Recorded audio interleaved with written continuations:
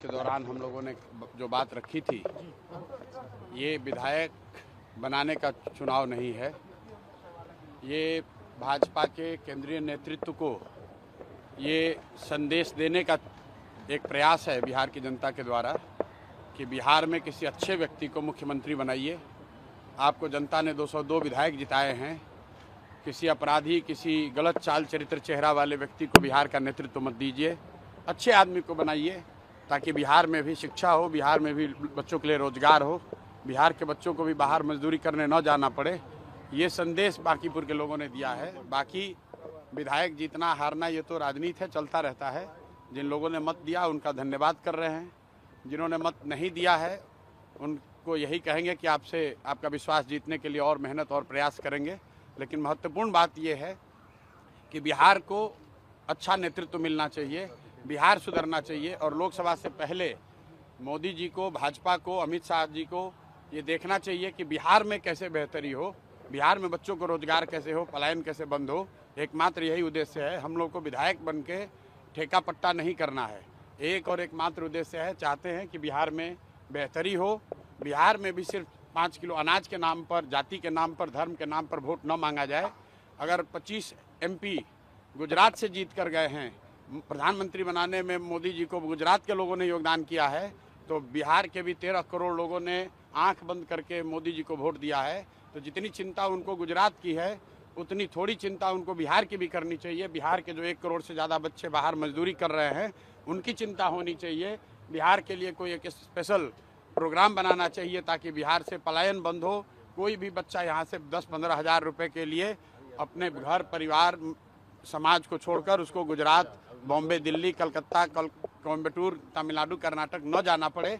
इसी उद्देश्य को लेकर हम लोग यहाँ आए हैं। और आज की जीत उसी बात को फिर से मजबूत करने के लिए है कि NDA को, भाजपा को लोगों ने जिताया है।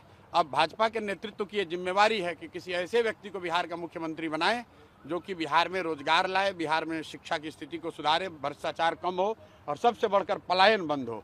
ये सीधा सीधा मैसेज है। 30 बरस का जो गढ़ है वो सिर्फ 30 दिनों में ढह गया। वो सिर्फ इसलिए ढहा है कि बिहार के लोग भी चाहते हैं कि अब 4 किलो 5 किलो अनाज और जाति से ऊपर उठकर हम लोग के बच्चों के पढ़ाई, रोजगार के लिए केंद्र सरकार और राज्य सरकार काम करे। अगर वो काम नहीं करेंगे तो आगे चुनाव के परिणाम उनको ऐसे ही देखने को मिलेंगे।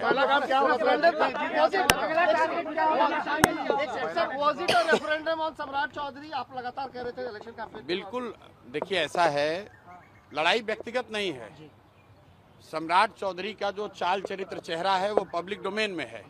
अगर आप किसी अपराधी को बिहार का राजा मुख्यमंत्री बनाएंगे तो बिहार की तरक्की नहीं हो सकती है। तो हम लोग की लड़ाई किसी व्यक्ति से नहीं है। बहुमत भाजपा का है, NDA का है, मुख्यमंत्री तो उन्हीं का बनेगा।